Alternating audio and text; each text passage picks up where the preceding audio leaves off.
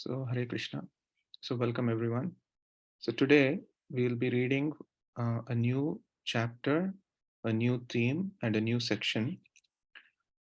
So, we'll be discussing the Gajendra pastime. I'm just going to share my screen because I have some slides. The challenge I face today is that uh, many of the verses, actually, none of the verses have purports. So, I'm just going to speak a little bit about this pastime and then we'll read the translations.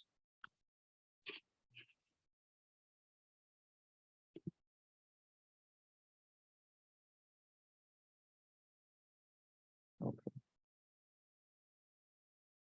Sorry.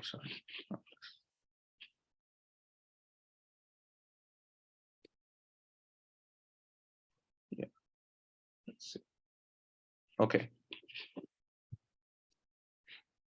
Okay. Hare Krishna. Okay. Okay. So this particular pastime is talking about a very important theme in the Srimad Bhagavatam. So what is that theme? So we're going to learn some lessons from this particular pastime, and then I'll mention the 4 or 5 different lessons that we can learn from this pastime, and then we'll read the translation, and then we'll go ahead. And then I will request this to be a discussion so that you can all ask questions and we can have a nice discussion because as I mentioned before, none of the translations have purports because it's more of a description of the forest, of the trees, of the mountains, and of the lake before Gajendra enters. So for the first 26 verses, it's mostly that theme. So let's start.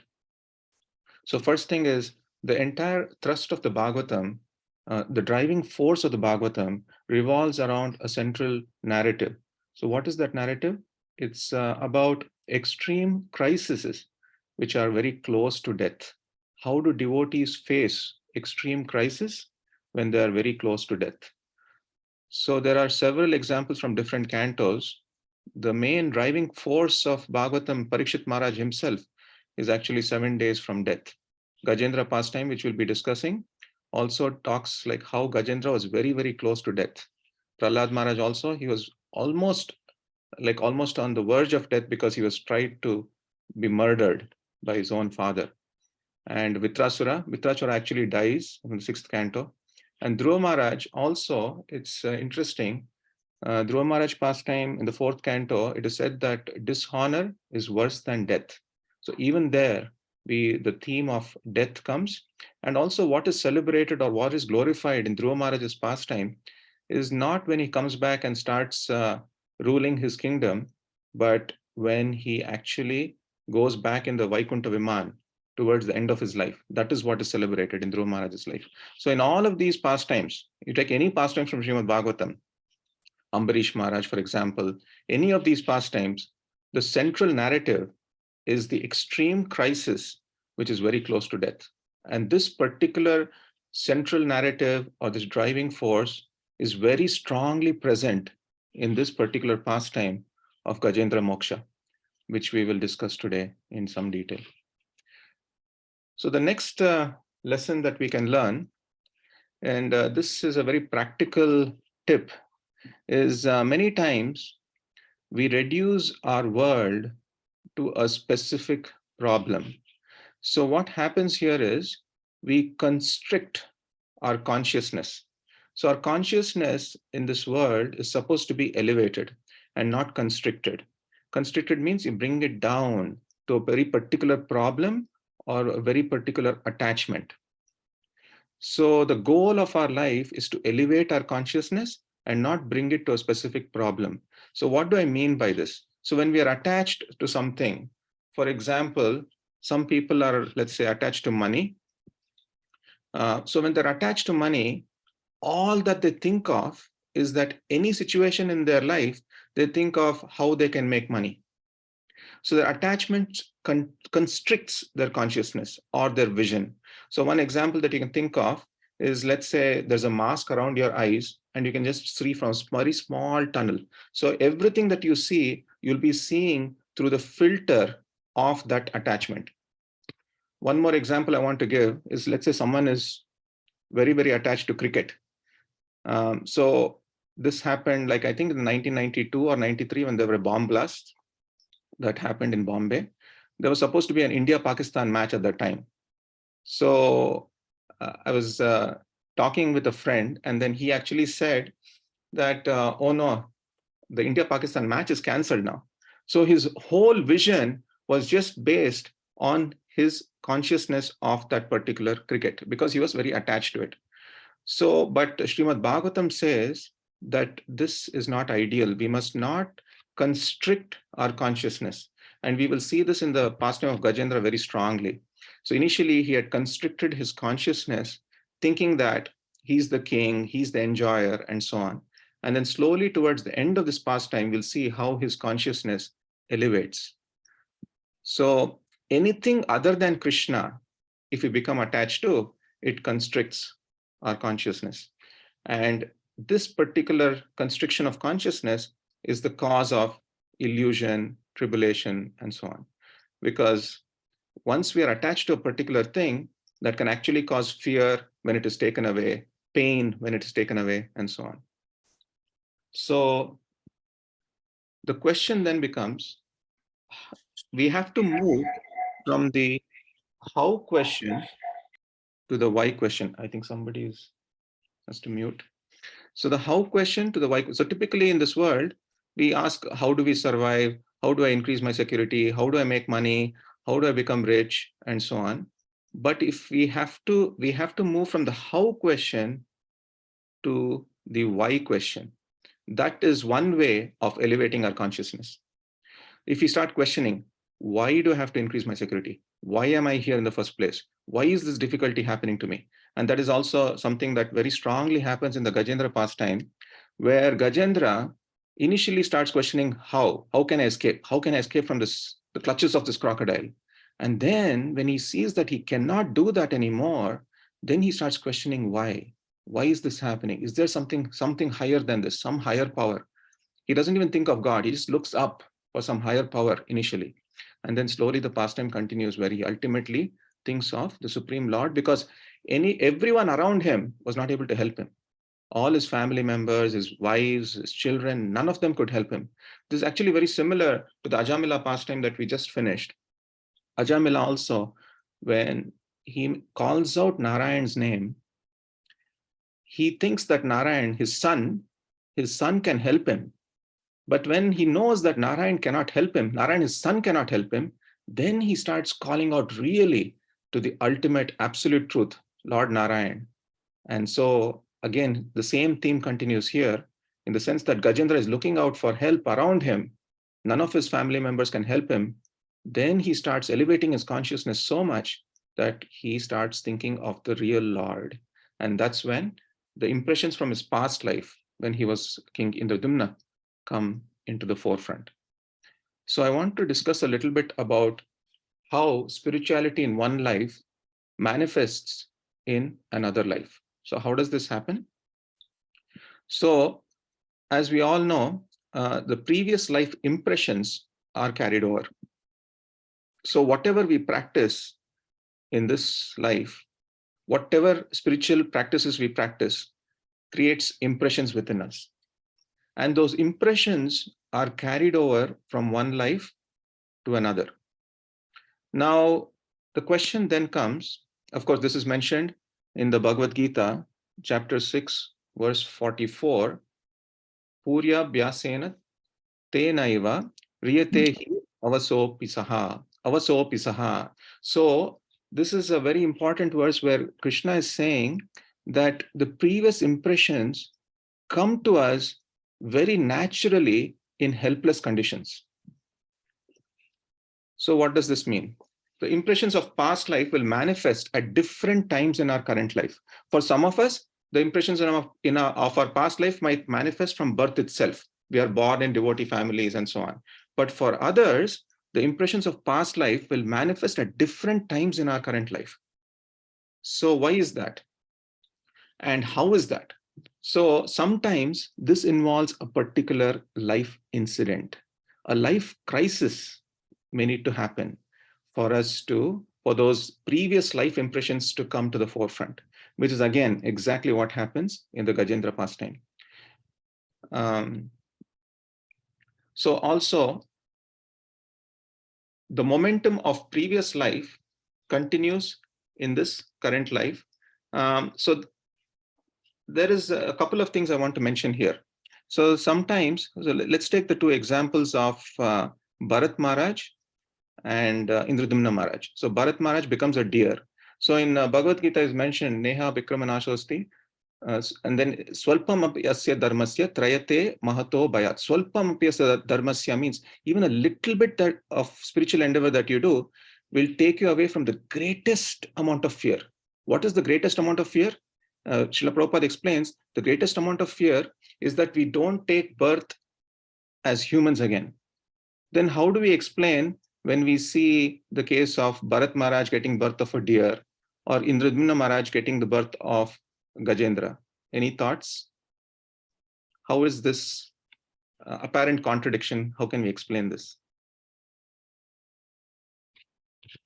Anybody wants to speak? I think, yeah, we should just have like a discussion today because most of the purports don't exist.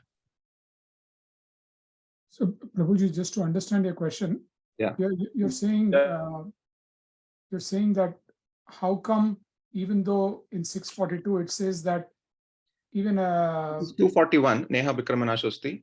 Okay. Yeah. Yes, Prabhu. But continue. Right. So how come both Bharat Maharaj and Indradumna Maharaj both faced Animal births. Animal births. And then they also faced fear. Yes. Yeah, at least Indradumna Maharaj explicitly, probably that's why he was fighting for like 1,000 years. Yes. As Gajendra. So, but the immediate question I'm asking is, how could they even be born as animals? Because they were practicing in their previous life. It is said that Bharat Maharaj was on the platform of Bhava and Indradumna Maharaj was on the platform of Ashakti. Very, very high platform. So how could they be, born as animals? Yes, Vamshidhar Gopal Prabhu or Lekha Mataji. One thing I can think of is that even if like who have practiced devotional service, like Mahato Bhayat, like even they, if for some reason they end up in animal life, still their devotional life will continue. Like in case of Bharat Maharaj and Indradumna Maharaj. Like, yes. Even the greatest Bhaya cannot stop the bhakti, flow of bhakti. Yes, Prabhu. Thank you. Lekha Mataji? I was going to say, in case of Bharat Maharaj, even though he was practicing bhakti, his consciousness was more towards, it got distracted or diverted towards taking care of the deer, that even when he was leaving his body, his consciousness was completely soaked in deer. And that's actually one thing that they say about bhakti. It's like when you're dying, you become what you think of. And that's why we are practicing bhakti so much, so that at the end of our life we can think about Krishna and completely soak ourselves in Krishna consciousness. Yes, thank you. Anyone else? So Neercha Mataji, then Sundari Sakhi Mataji. Well, in my opinion, I'm not sure how correct this is that everything happens for a reason. Like Krishna has something in his mind. There's always a plan. So maybe them being reborn was a plan. Maybe they still had some lessons to learn before ascending. Okay. Wonderful. Thank you. Sundari Sakhi Mataji. One explanation that I've heard is Prabhuji also to these great souls undergo these tribulations to serve as a lesson for us. That's something that I've heard. Yeah. So let's take each of these pastimes one by one. So So Bharat Maharaj, what happens is the momentum of his previous life. So there are two momentums acting. So one is the momentum of karma, and the second thing is the momentum of our spiritual life. So in the case of Bharat Maharaj, because he was attached to the deer, as Sundari Saki Mataji mentioned, just before dying, he was attached to the deer. So he was born as a deer because that momentum had to take place. But even though he was born as a deer, the other momentum of spiritual growth also took place. So both actually happened. So literally, we cannot take the verse 241 and think that, okay, so then we will never get a human birth again. But we could get a human birth again because of the momentum of our karma or other things that are happening. But the momentum of spiritual life also plays a very big part. And this is another reason why for some of us or some great acharyas, their initial life, we see that the momentum of the current life is actually taking a bigger role, in which they are actually behaving like ordinary human beings. And suddenly some life event happens, and then immediately the previous momentum takes a bigger drive. Am I making sense? And that is what happens in the case of Gajendra. Gajendra was just living like a normal king. He thought this was it. He was completely in control. And then suddenly a life crisis happened, and the momentum of his previous life started driving much higher, much faster than the current momentum. Does that make sense? Does anybody have any questions on this? Maybe I can, I was just listening to Sham Sundar Prabhu the other day. Yes. And if you look at his life in the beginning, in the first parts of his life, Yes. he was arrested for some things, and he was almost going to go to prison for 5 years. Mm-hmm. And so his life looked pretty, like a normal, San Francisco hippie life. Yes. But suddenly, he met his friend Mukundananda, and then through him he learned about Srila Prabhupada, and the trajectory completely changed. Yes. So that could happen through meeting a pure devotee also. Yes. Thank you for bringing that up, Prabhu. Anything else you want to add, Krishnan Prabhu? No, that was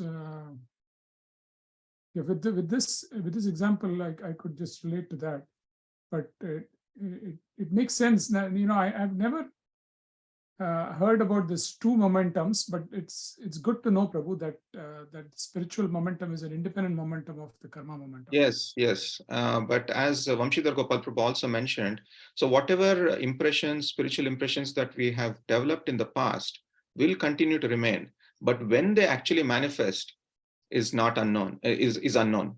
That can happen at different times in our life. Suddenly, I'll give you some more examples. So the specific memories we may not remember, but here as suddenly at a particular time in our life, we will start thinking that this is what I'm meant to do. Where did it come from? And suddenly we start thinking, this is where I'm meant to be. You go to a temple and then you immediately say, this is where I'm meant to be. And I've also heard people, when I was in Seattle, people come to the temple and they say, it just felt like coming home. So where are all these impressions coming from?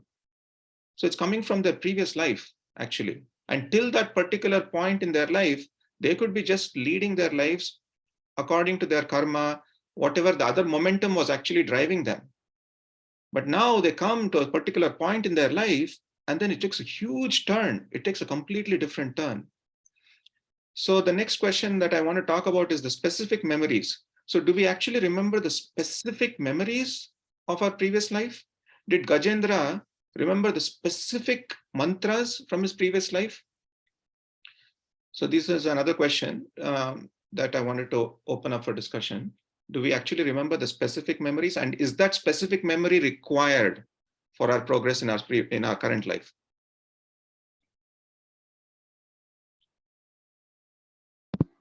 I think I think if we have specific memories, that might help, because for Bharat Maharaj's case, it actually helped him realize that he was actually a bhakti yogi, and then it might make us more serious because we remember the pain, or what whom where we were, or whom we were.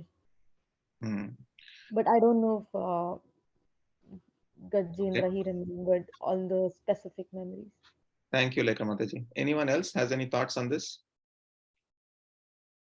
Specific memories. So did Gajendra remember the specific mantras of his previous life, the exact mantras, or was it just the impressions? Jagannath Gopal Prabhu, please go ahead. So I don't think he remembered the specific mantras. Yeah. So How what I would can you say, prove that? How can you prove that? That he did not remember the specific mantras?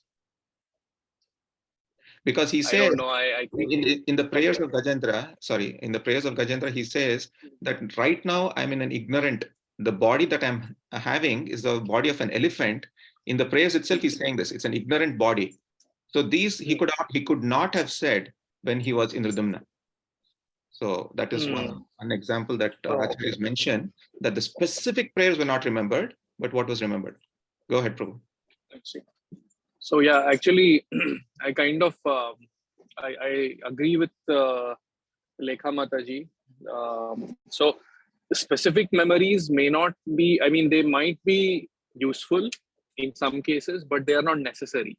The consciousness that we carry is more important, and that's what Krishna gives. Because there is this contemporary example of who is that Mataji who reincarnated as a Prabhu. Yes. Prabhu reincarnated as a Mataji in ISKCON actually, Bhakti Charu Maharaj disciple. Yes. I forget the name, but yeah. So that devotee remembered specific memories. She remembered the temple she was part of when she was in her previous body and things like that. Yeah. So it might be useful, but it's not a necessity. The Yes. consciousness is a necessity, I feel. Yes. Yeah, wonderful. Anyone else wants to say anything on this point?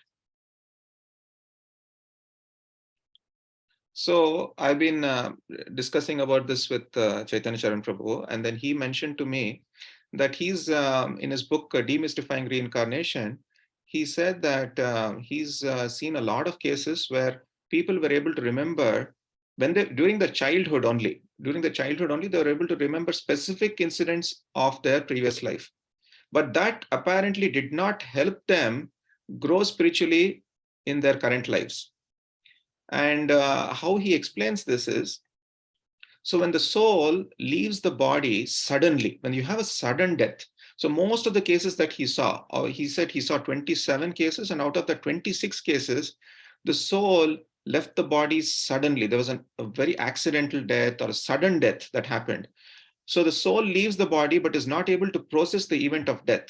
So what happens in that case is the soul, when it takes another body, it is able to remember the specific memories of the past life.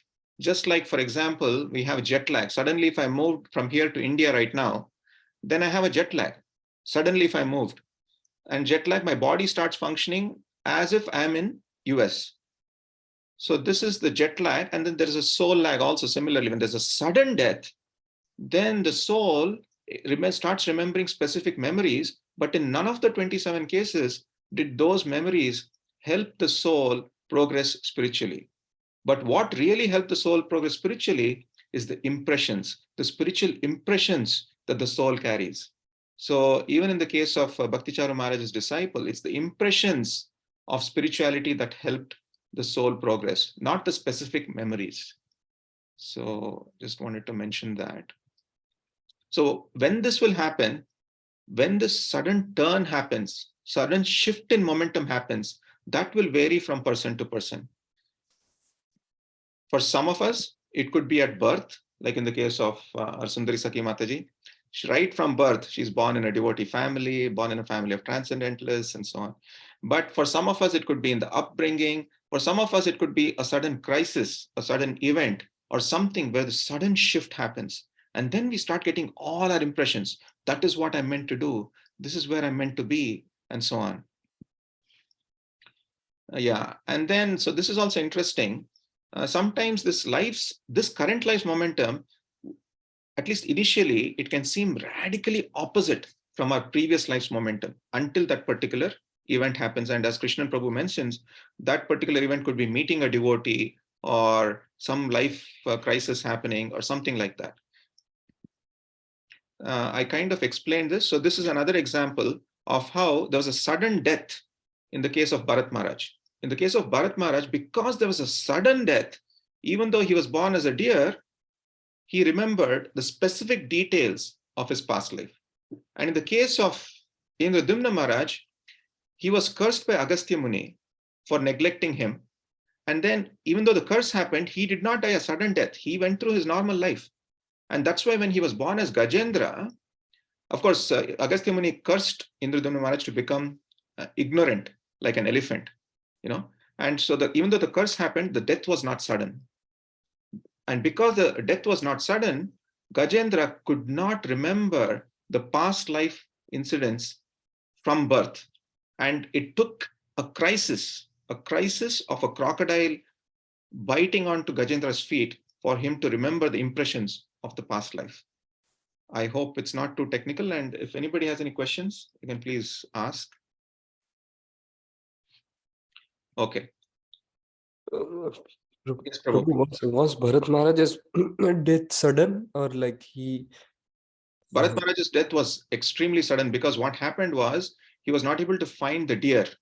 He was not able to find the deer. And in the middle of the night, he was chasing behind. Oh, where is the deer? Where is the deer? And then he falls into a well. You see this well here?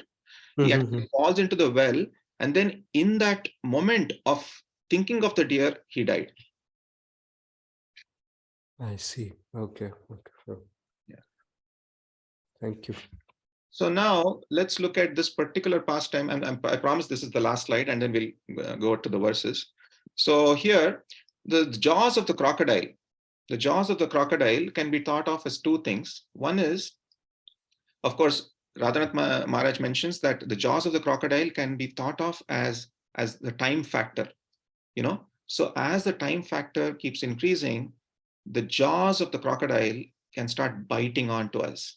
Slowly but surely, the jaws of death are biting onto us. From the time we are born, actually, these jaws of the crocodile are slowly but surely holding on to us, biting us very, very strongly.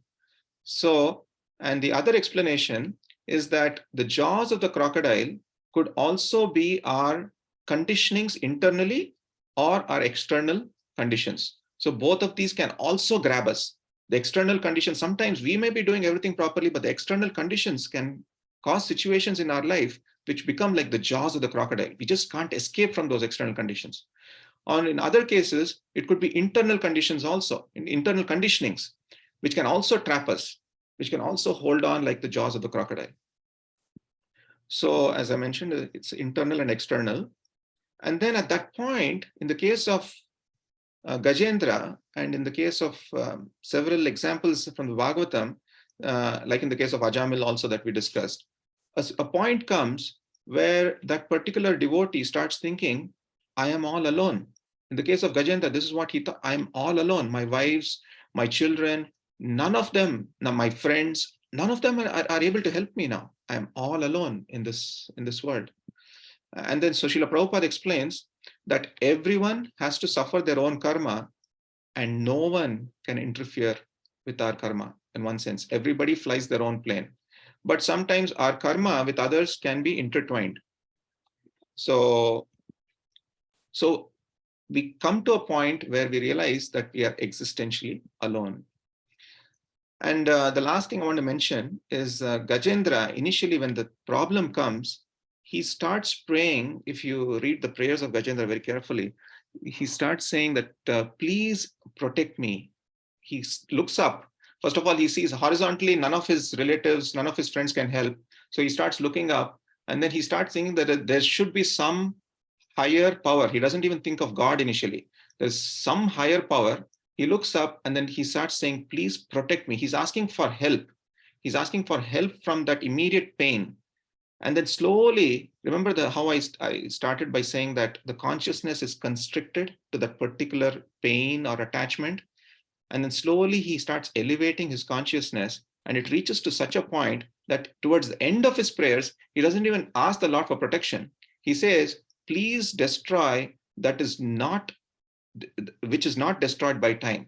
Please destroy that which is not destroyed by time. And what is that? That is the ignorance. That is the illusion that we are in. So he's praying in the end to the Lord that please destroy that ignorance. And that is all I want. Because ultimately we are all going to die, but please destroy that ignorance, that illusion, that Maya that we are in. So that is how this particular thing happens, the pastime happens. So the problems come in our way to Krishna.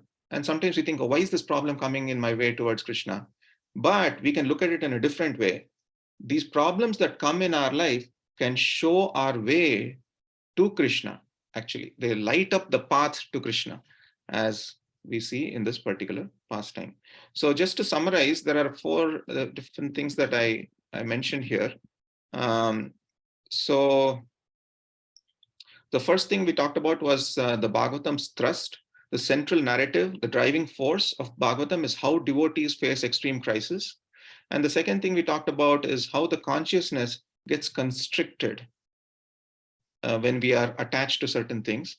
And then how do we elevate our consciousness? Instead of asking the how questions, how do I survive? How do I become rich? How do I increase my security? We have to start asking the why questions. Why is this happening to me?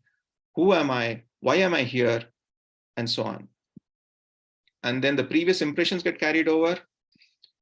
And sometimes it requires a particular life incident for the previous momentum to start driving our current life. And then once that momentum happens and a sudden shift happens, then these are the things that come, like this is what I'm meant to do, this is where I'm meant to be, it feels like coming home, and so on. And then we discussed Bharat Maharaj and Indradumna Maharaj. And then we also talked about the jaws of the crocodile, which can also be like the time factor, or it can be the internal conditionings or the external conditions. So with this, so let's move on to this particular chapter, the Gajendra crisis. So as I mentioned, it's mostly just translation after translation. So the first 19 verses, it's a description of the Trikuta mountain. And from 20 to 26, which we will all read together, is Gajendra's entry into the Ritumat garden. So we'll start with this particular, the verses 1 to 8, which talks about the beauty of the Trikuta mountain and the activities of denizens of heavenly planets there. So the first verse itself of this particular chapter talks about how this this mountain called Trikuta mountain is surrounded by the milk ocean. And the description of the mountain is mentioned. It's Trikuta means like 3 peaks are there in that mountain. And the height is also mentioned. It's 10,000 yojanas. It's huge mountains. And the 3 peaks are iron, silver, and gold. And there's a beautiful sky. A very nice description of the scene before the entry of the hero of this particular pastime, Gajendra. So the whole scene is set for us. So the other peaks also, they're full of jewels, minerals, decorated with nice trees, creepers, and shrubs. So this is all explained in the first verse of this chapter. And then more description of the scene is given. The waterfalls, the beautiful waterfalls. There's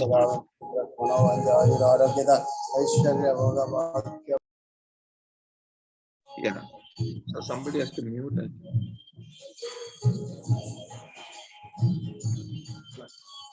Kamesha Prabhu, can you please mute? Thank you, Prabhu. So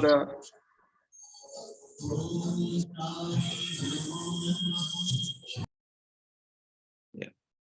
So Kamesha Prabhu is a temple, I guess.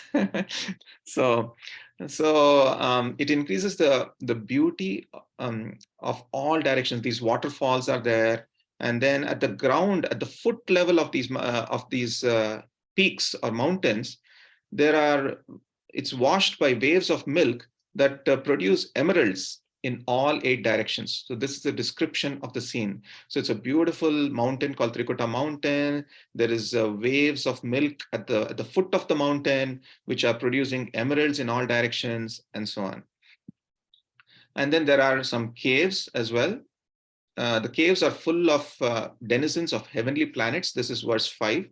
And then there are resounding vibrations of singing. The lions are roaring with pride, and thinking of another lion, and then there are beautiful sounds of birds and so on. So all this is explained to help us understand the scene of this particular pastime. And then there are valleys, there are jungle animals, trees, gardens. The birds are sweetly singing. There are lakes, there are rivers. The beaches are covered by gems, um, and the crystal clear water. And then the demigod damsels actually bathe there. The water is very fragrant. There's a beautiful breeze coming through, and so on. So all these descriptions are mentioned in the pastime. And now within this particular scene, there is the focus, it zooms in to a particular garden called the Ritumat garden. And it is mentioned that this particular beautiful garden belonged to a great devotee called Varuna.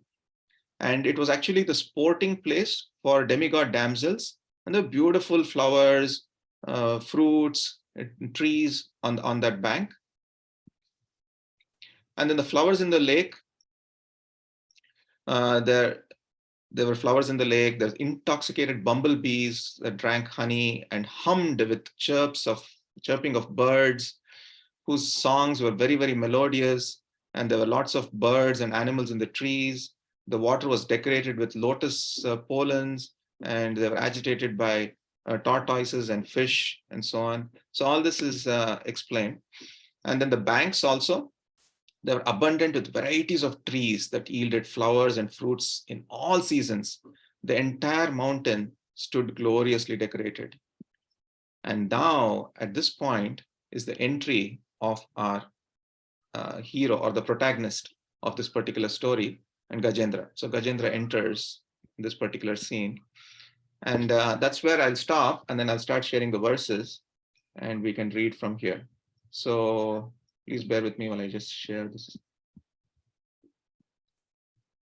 Yeah, okay.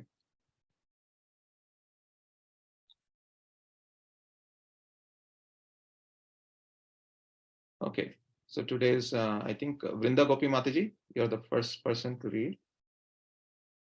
So I'm going to, so this is all the description. So we're going to go to the 20th verse. As I mentioned, there are no purports. So you're welcome to read the Sanskrit and the translation, or just the translation, whatever is you're comfortable with. Okay. So just the 20th? Yes. Yes, with the translation. Text 20. The leader of the elephants who lived in the forest of the mountain Trikuta once wandered toward the lake with his female elephants. He broke many plants, creepers, thickets, and trees, not caring for their piercing thorns. Anything that you want to share, Vrinda Mataji, about this? Yeah, I think the fact that, first that he's just, he has this family and whatever, and he's just into himself and enjoying, but it's written he broke plants, creepers, and all that stuff. So it just shows that how much involved he was, and there was no compassion or not, no sort of, he didn't think much about what is he doing with his life. So he was just living it. He was just living it, yes. So he had the power, that's what so he did not even care for piercing thorns. He broke the plants, he had power, he had wealth, he had career. You can think of it that way. He had everything that one would want. So yeah, that's that verse. The next verse, Nirja Mataji. Yeah. Yadgandha matrad dharayo. Oh, okay. I'll Yeah, read the front. yeah, please continue. If you want to read the Sanskrit, that's fine. Okay. Yadgandha matrad dharayo gajendra. Vyagradhayo vyala mragha sakadaga mahoragaschapi bhayad dravanti sagura krishna sarabhas chamaraya. The translation is: simply by catching the scent of that elephant, all other elephants, the tigers, and the other ferocious animals such as lions, rhinoceros, great serpents, and black and white sarabhas fled in fear. The chamari deer also fled. Yes. Do you want to say anything here? So here this thing shows, so just as you mentioned in the previous verse where it defines career, this verse is defining that Gajendra had influence in the forest, and like how we fear our great leaders, the animals in this forest feared Gajendra. Yeah, wonderful. Thank you. Thank you, Mataji. Next, Sundari Saki Mataji. Text 22. Vrikavaraha mahi sharkshasalya gopuchshala vrikamarkatascha anyatra kshudra harina shashadayas charantyabhita yadanugrahena. Translation: by the mercy of this elephant, animals like the foxes, wolves, buffaloes, bears, boars, gopuchas, porcupines, monkeys, rabbits, and other deer, and many other small animals loitered elsewhere in the forest. They were not afraid of him. Purport: all the animals were practically controlled by this elephant, yet, although they could move without fear because of respect, they did not stand before him. Yeah. What can you say, Mataji? Anything you want to share? Nothing, Prabhuji. Just it's like verses showing his power. Yes, yes. Thank you. 23, 24. Lekha Mataji.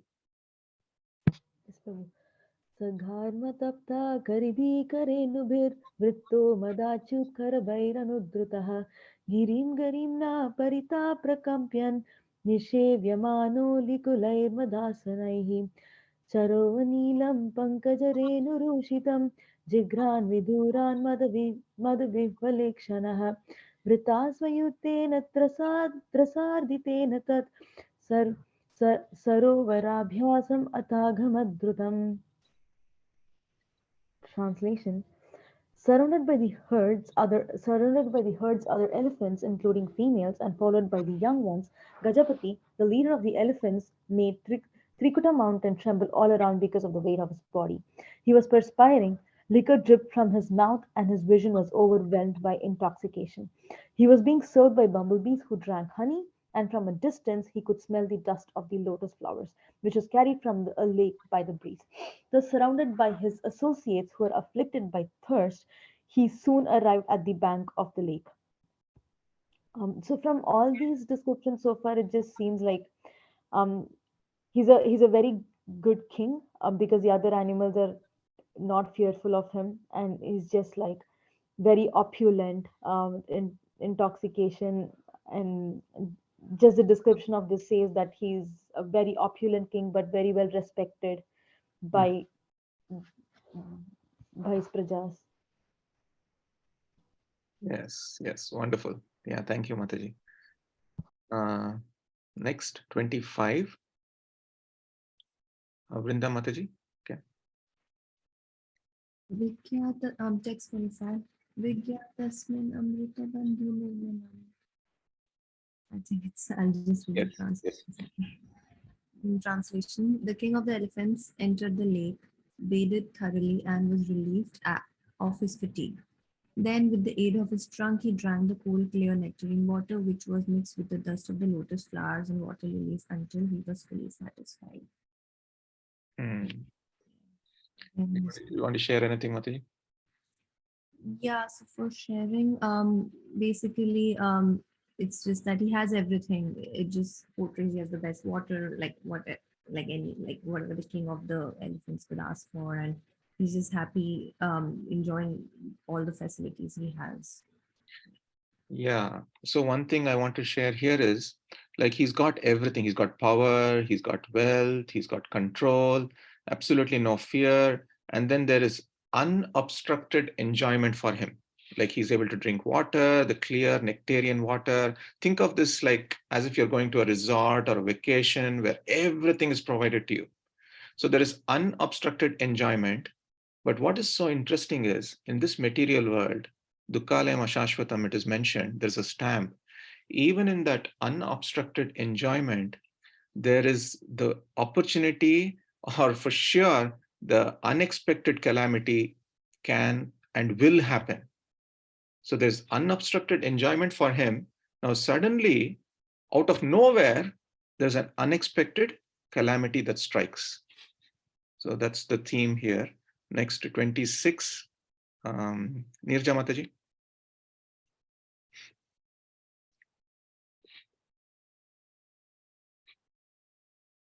You're muted, Mataji. Sorry.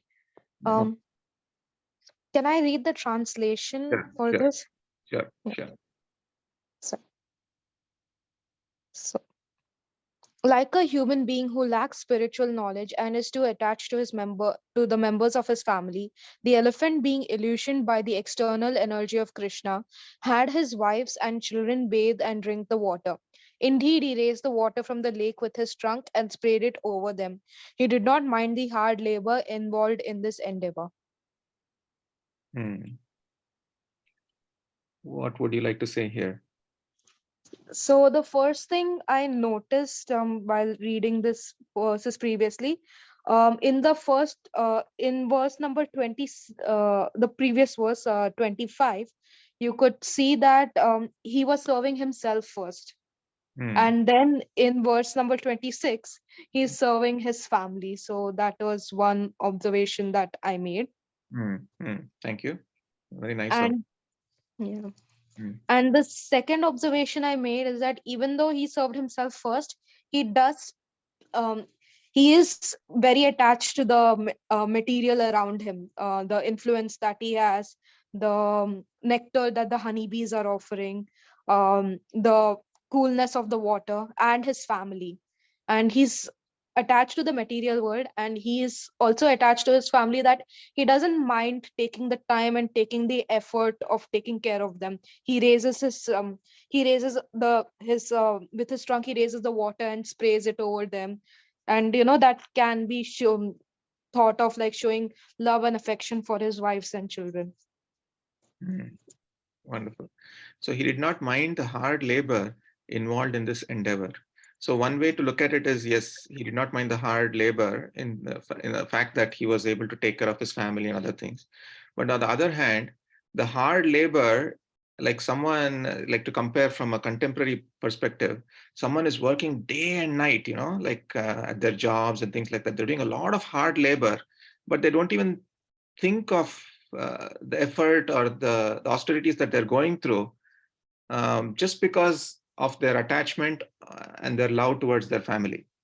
So that's another perspective that I wanted to mention here. So thank you, Mataji. So 27, Sundari Saki Mataji. Tam tatra kaschin nripadaiva chodito graho baliyamscharane rushagrahit yadrichayaivam vyasanam gato gajo yatha balam soti balo vichakrame. Translation: by the arrangement of providence, O king, a strong crocodile was angry at the elephant and attacked the elephant's leg in the water. The elephant was certainly strong, and he tried his best to get free from this danger sent by providence. Yes. Like when you least expect it, material world sends a curveball in your way. Yeah, when you least expect it, the material world sends a curveball on your way. And it is explained, I was reading some commentaries on this verse, it is explained that Gajendra, when immediately the crocodile bit him, he just tried to brush it away, like just brush it away, like how when a mosquito bites, we just push it away, right? Like that, he just tried to brush it away. And then he again wanted to put his leg back in, and then he wanted to continue enjoying in the lake. But then he found that the crocodile has not gone at all. It's still holding on to him. Then again he tries to push it away, but he's just holding on to him constantly. And that's when he realizes that this is slowly but surely a very distressful condition, and it's almost like the time factor, that's slowly taking him away. So that's so initially he tries to just, because he's so strong, he just tries to push it away. But let's continue and see what happens next. 28, Lekha Mataji.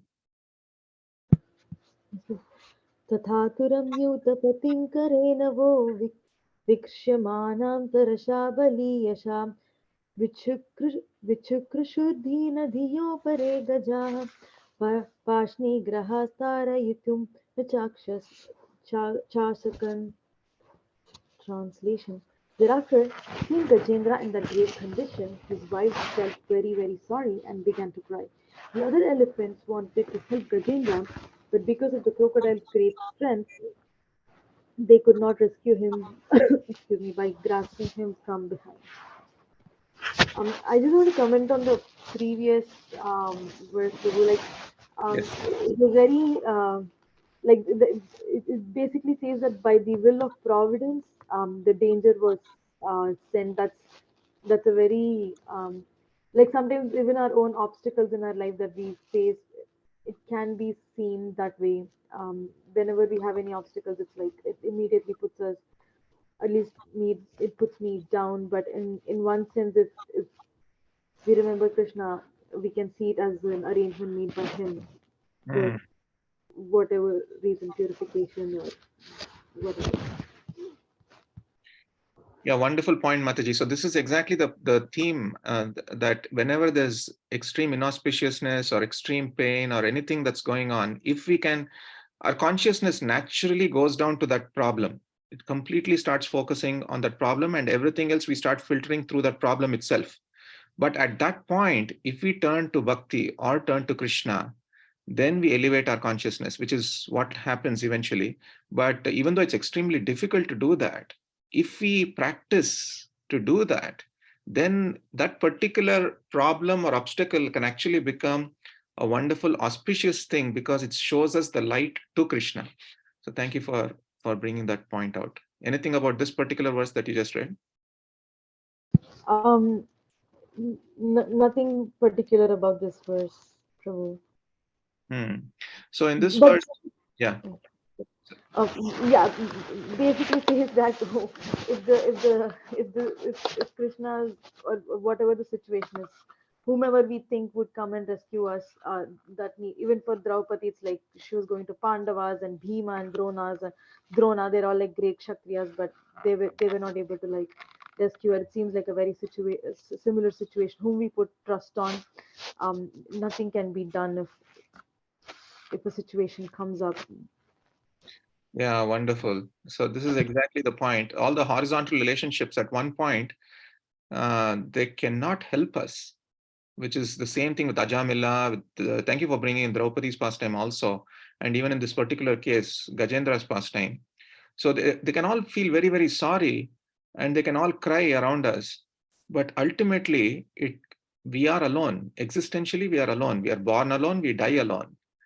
And the sooner we realize this, it also helps us detach a little bit and not become too attached to the horizontal relationships and focus more on the ultimate relationship. I'm not saying that we should neglect the horizontal relationships, but also have a complete understanding, a holistic understanding of what the horizontal relationships are and what the vertical relationship is. Krishnan Prabhu, you want to say something? Yes, Prabhu. Again, going back to the previous verse, Yes. the immediate reaction of Gajendra makes sense, because don't we also try to Brush away the problem. free ourselves from Yes. immediate issues? Yes. That, and then we do put our endeavor towards that. Yes. Which is exactly what Gajendra was also doing here. Yes. That's correct, Prabhu. Yeah. And then after that, gradually, I think he realizes that all the horizontal relationships cannot help. And then, that's the part I wanted to understand, Prabhu, but maybe it'll come in as to what is the point of surrender and how does Gajendra, maybe it'll come later. Yeah. So before that, I think there's a question on the chat. So Dolly Mataji is asking, can you explain a little bit about horizontal relationship and vertical relationship? So the vertical relationship is only with God, Krishna, Vishnu. The horizontal relationships could be at the level of the body, like our relatives, friends, families, our gurus also. But gurus and spiritual relationships are slightly higher than the bodily relationships, but they also come under the horizontal relationships. And one thing I want to explain is how do we connect our horizontal relationships in light with the vertical relationships? We have to start thinking and start practicing in a way that Krishna's love is experienced through the horizontal relationships also. So that is the understanding that we should come to. Then everything around us, even the horizontal relationships, we'll be seeing in connection with Krishna. We should not see the horizontal relationships just as horizontal relationships, but if we start seeing the horizontal relationships in connection with Krishna, then it is all perfect. I hope that answers the question. Sundari Sakhi Mataji, please go ahead. Prabhuji, I was just thinking about the wives of Gajendra. They were they began to cry. I just remembered the wives of Kalia. So basically, Kalia's horizontal relationship with his wives actually led to his vertical relationship. Actually, like developed or led to his vertical relationship with Krishna. That was just one point that struck me when you were talking about. Yeah, that's a brilliant example, actually. So that happened because the wives of Kalia were actually devotees. The wives of Kalia were actually devotees, and they helped Kalia connect with the vertical relationship. So this is an important point that you're bringing up, because as long as we surrender ourselves with association with devotees, they are the ones who will actually remind us in calamities to think of the Lord. So whenever difficulties come, we must take shelter of those whose faith is extremely strong. And when we do that, then they will connect us with the vertical relationship. So thank you for bringing that. Because in that grave condition, in that grave difficulty, if you're surrounded by people, like in this particular case, the wives who are actually ignorant, they could not help him at all, materially or spiritually. But if you're surrounded by people who can help you spiritually, they can tell you, remember Krishna, and things like that. So even we have seen devotees leave the world. So that when Guru Maharaj or some senior devotees there, they're playing kirtan, they're telling the person who's in that grave condition to remember Krishna. Because in that extreme pain, we may not be able to remember Krishna. But if someone is reminding us, yes, now is the time to elevate your consciousness, now is the time to think of Krishna, then that really helps. So thank you for bringing this up, Mataji. Very, very powerful point. Yes. Anyone else wants to say? Okay, thank you. Okay, so next verse 29. Who's next? I forgot. Is it Sundari? Is it Lekha Mataji or Sundari Sakhi Mataji? Or I think it's Vrinda. okay, Vrinda Gopi Mataji, go ahead, please. Text 29. O king, the elephant and crocodile fought in this way, pulling one another in and out of the water for 1,000 years. Upon seeing the fight, the demigods were very surprised. You want to say something here? Yeah, I mean, the realization is actually, I don't know if it's related, but this just reminds me of an example. Like they're saying in and out of the water. So like once Guru Maharaj, he was telling about the Sanatan Siksha. Like he was giving an example how the material world, like so if we put someone underwater and then we allow him to come out for some seconds. So that's how we are in the material world. Like when we are inside water, we are suffering, and then we come out for a few seconds. We are like, oh, it's so pleasant. But we just relate the absence of pain to happiness, which is not true. So this just reminds me of the fact that even the elephant coming in and out was something similar to our condition. Sometimes we are supposedly happy and the other times we are suffering. So that oscillation just keeps happening in our lives until we are stuck. So wonderful. Yeah, thank you for sharing that. So one thing I want to share here is that how the demigods were also very surprised here. So it is explained that when Gajendra is going through this pain, he starts trying his first, he starts looking out for help from others. He doesn't get. He's first, initially, even before that, he starts putting his own effort. He's not able to free himself. He starts looking around. Nobody's able to help him. Then for the first time, he starts looking up. He starts looking up and seeing if there's some other higher powers that can help him. And then he starts actually seeing all the demigods there. He could have asked any one of them for help as well. But then he realizes that I've already asked for help from others around me. That did not help. I'm looking at the demigods.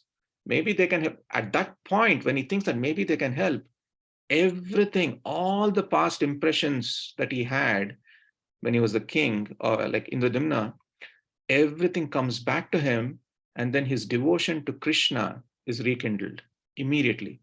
Then he faces this immediate uh, difficulty or thing in his mind where he starts thinking, should I ask the demigods for help or should I ask the eternal Lord for help?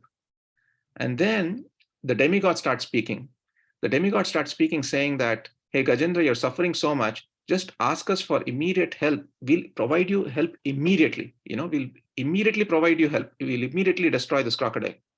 So they're saying that to Gajendra, you can come out of this if you just pray to us. Immediately we'll solve the problem. But if you pray to Vishnu, he may or may not come, because even when we approach him, we have to go say a lot of prayers and things like that. This is the conversation that's happening. They're almost requesting him to pray for themselves, for the demigods. But at that point, he says, no, I'm going to pray only to exclusive, Ananya Bhakti, only towards my dear Lord Krishna. And then he offers a flower. And that's when Vishnu reciprocates immediately. He tells Garuda that now we have to go save this elephant, this pure devotee of mine. And then he, even before the Garuda reaches, the place, Lord Vishnu is reached even before Garuda. And so even the Sudarshan Chakra that he releases, Vishnu reaches even before the Sudarshan Chakra reaches and destroys the crocodile.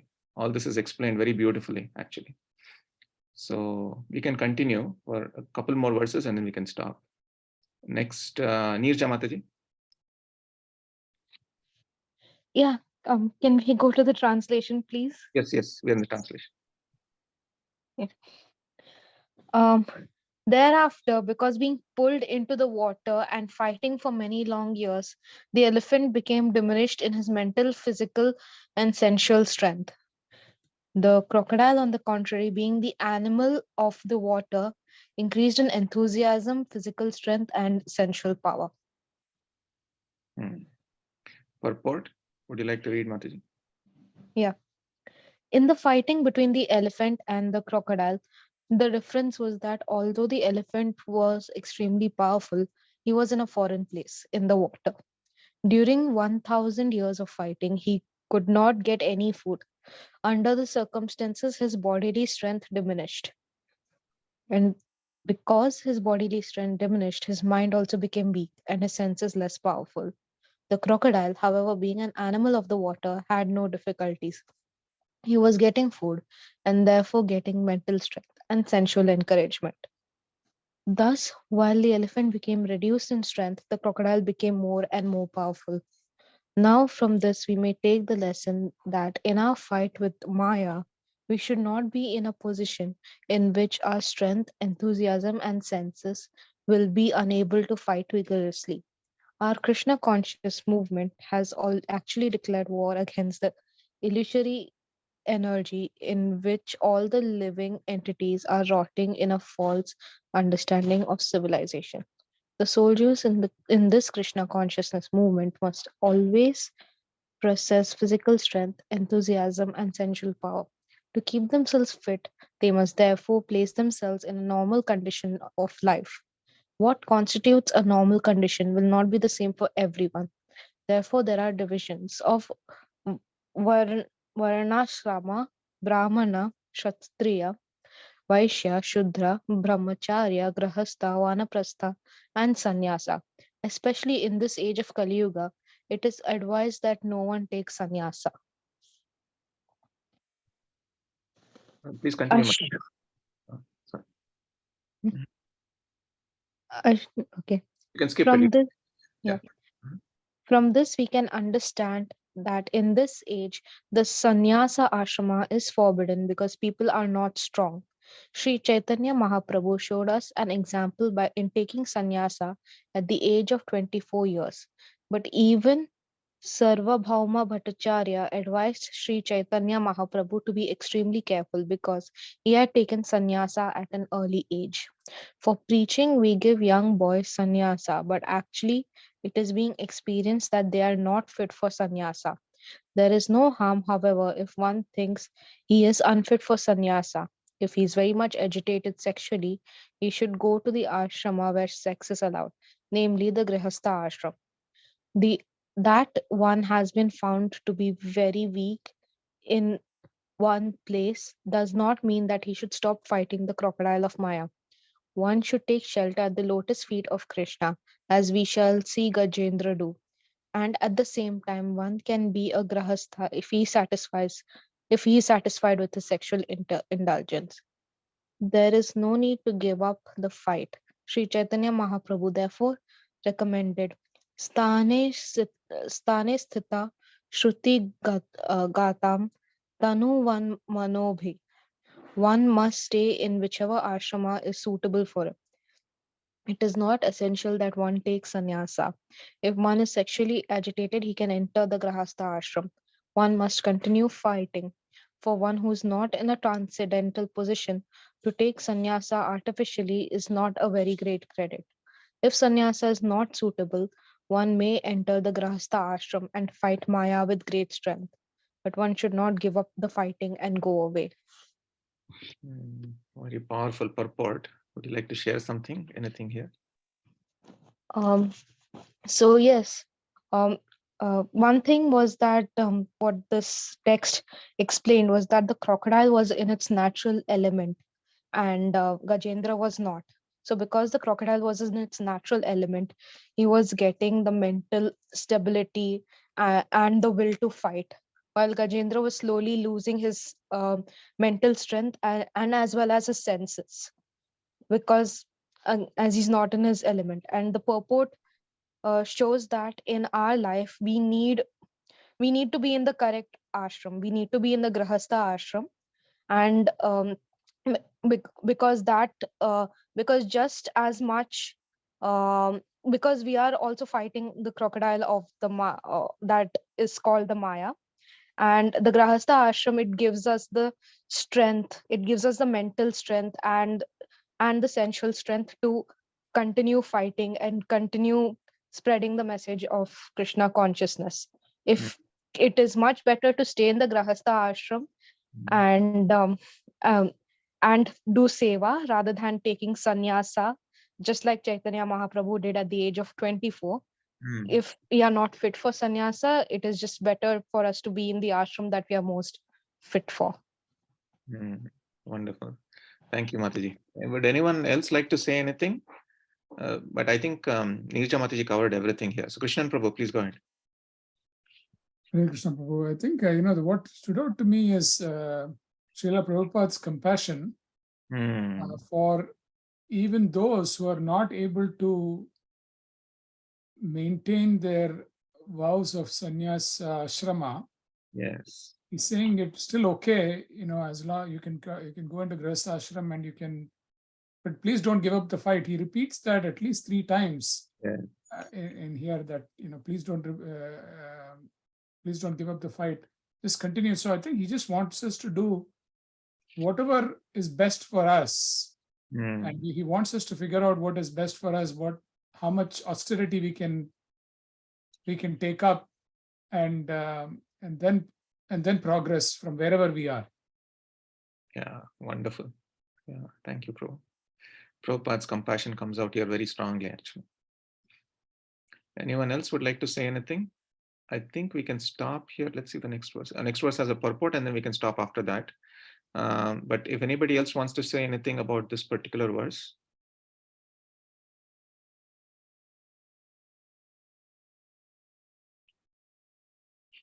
Okay, so we'll move to the next verse, which will be our last verse for today. Lekha Mataji. Yes, Prabhu. इत्थं गजेन्द्रः स यदापसङ्कतं प्राणस्य देहि विवशो यदृच्छया अपारयन्नात्मविमोक्षनेच्छिरं दद्याविमां बुद्धिम् athabhyapadayata.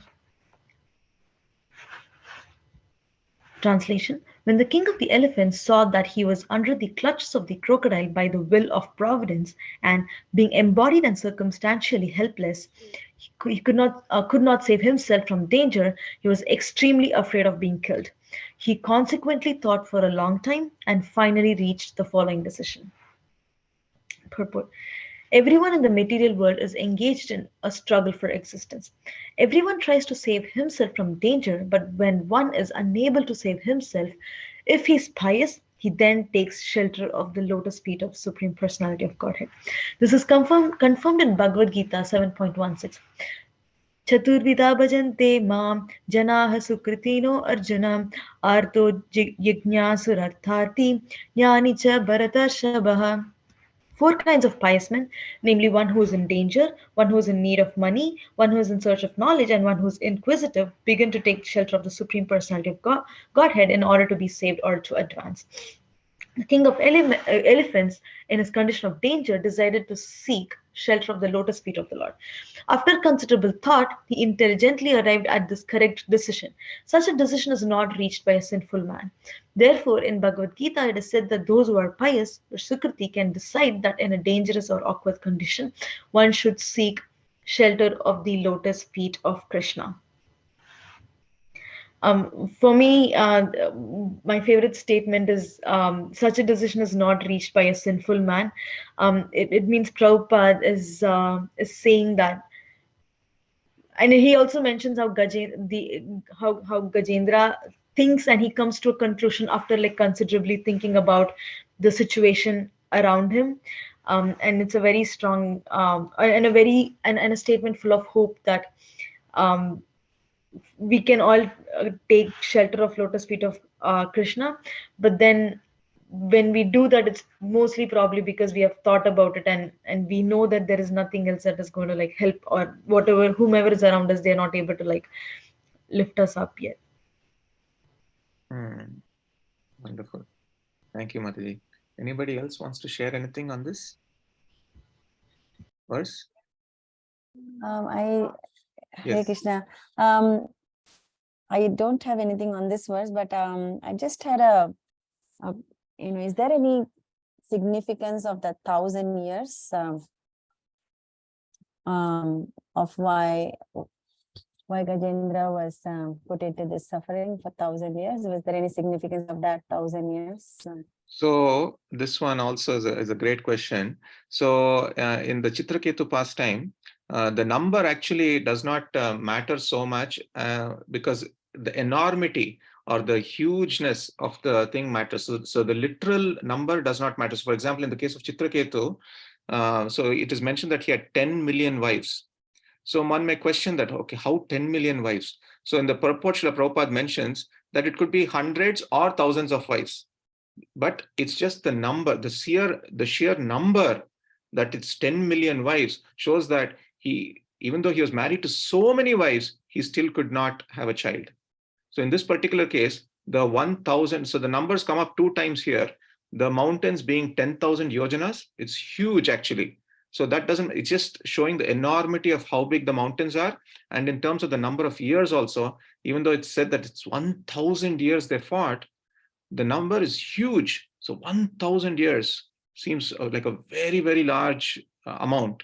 So that's the thing that I've heard from Chaitanya Charan Prabhu and others, that don't take these numbers literally and don't put your faith on those numbers, because that can bewilder you. But understand the enormity of these numbers. Hope that helps. Yes, and in relation to this question, sorry, Krishnan Prabhu, can I just ask a follow-up? Please go ahead, Mataji. So in this purport, it's mentioned that after considerable thought, he intelligently arrived at this correct decision. So considering its enormous amount of years, and I'm just trying to understand this, how why it took so long for him to just come to this decision of reaching up and seeking the shelter. So I'm just trying to understand if there is any other explanation of Yeah. this. If anybody else wants to share anything here before. So why it took so long for Gajendra to, why it took him 1,000 years to turn to the Lord? Why didn't he turn immediately? Is that the question? Am I rightly stating that? Yeah, I mean, the 1,000, I know that you mentioned it doesn't matter, but it's some enormous amount of years. Yes. But he's, still it was Yes, written, yes, it's written enormous. that Yeah. considerable thought. After considerable thought, he intelligently arrived at this correct decision. So how are we supposed to take this? The pain is imminent. Why was what was the hesitation to reach out, and why did it take enormous number of years? Is what my question is. Yeah. So anybody else wants to answer that before I try to attempt to answer? Krishnan Prabhu, would you like to say? Yeah, I can try. Yes, Jagannath Gopal Prabhu, please go ahead. I guess it one way to look at it is we have so many layers of anarthas. I mean, I have so many layers of anarthas in my heart, and it's not an easy task to it'll take time. Essentially, it'll take time for me to wash off all that, and up to the point that my pure devotion to Krishna manifests. So that could be one way of looking at it. But, 1,000 years, I mean, whatever, it took a great deal of time and a great deal of pain, a great deal of trauma for Gajendra to for his pure devotion to manifest. Yadate moha kalilam buddhirvyaditarishati tadagantasi nirvedam shrotavyasya shrutasya. Only after passing through the dense forest of delusion, Krishna says to Arjuna, is when we can differentiate between matter and spirit. Something he says. Yeah, but he says that only after passing through the dense forest of delusion. So, yeah. So is this also, thank you, Prabhu, for the explanation. Is this also like, it could be understood as thousands of lifetimes one has to go through until we reach, the path of this bhakti, is that maybe also another? maybe. Okay. Yeah. So thank you. So Krishna Prabhu, please go ahead. In a class, I can't remember the verse now, but in a class that I've heard that in the Bhagavad Gita, it says that the time factor is unpredictable. So you can do all the karmas, but when the results come is not in our control, and it can take, sometimes it can take days, sometimes it can take years, sometimes it can take lifetimes. So maybe for him to, of course, this is a guess, this is a complete guess, for him to get the right intelligence, it could took 1,000 years. Yeah. So also just going back to the beginning of this pastime. So when he was cursed, Agastya Muni actually cursed Indradumna Maharaj to get into a body where there's completely filled with the mode of ignorance. So the mode of ignorance, to come to the mode of passion, to come to the mode of goodness, to come to the mode of transcendence, it takes some time. So for Gajendra to actually elevate from ignorance to passion to goodness to pure goodness did take some time. It's not that he was already in goodness where he could immediately, is not in goodness where you're surrounded by devotees who are immediately moved him to transcendence, to pure goodness, but he had to go through all these layers, as Jagannath Gopal Prabhu also mentioned. So it did take some time for him to reach that point of taking the correct decision, because for years in that body of an elephant, he was completely surrounded by ignorance. And this comes out in the prayers that we're going to read next chapter, where he begs the Lord at the end of his prayers that, my dear Lord, please, in the future, remove this ignorance. Don't remove my pain, but remove this ignorance completely. So that is, ultimately, he realizes that he was so much in ignorance And for him to come to that platform itself took an immense amount of time. I hope that helps. Thank you. Thank you so much. Thank you everybody for explaining this. Krishnan Prabhu, one last Yeah. comment. Yeah, one last comment. So my mother-in-law's village is a village called Thirukkaripur in Kerala. And the belief is that the Gajendra Leela happened there. At least that's what the local people believe. And so there is a Chakrapani temple there. And I've never gone there to her village, but that's what the locals believe, that the Gajendra Moksha. There are 2 ponds in front of the temple, and one of the ponds is where they believe it happened. Oh, wonderful, Prabhu. I was always wondering where this pastime actually took place, but thank you for sharing that. Obviously, it must have taken place in the celestial worlds, as described there, but maybe in some yuga, there are so many, the same Leela must have happened so many times. One of them maybe happened in Kerala in that particular village. Yeah. Thank you all so much. It's almost 10:30. Grantraj Srimad Bhagavatam ki jai. Srila Prabhupada ki Jai. Thank you. Panchakalpatarubhyascha kripa sindhubhyev cha patitanam pavanebhyo vaishnavebhyo namo namaha. Anantakoti Vaishnavrinda ki jai. Hari Bol. Thank you all so much for your enthusiastic participation. So next week, Vallabh Chaitanya Prabhu will be leading the discussion. Hare Krishna. Thank you, Prabhu. Hare Krishna.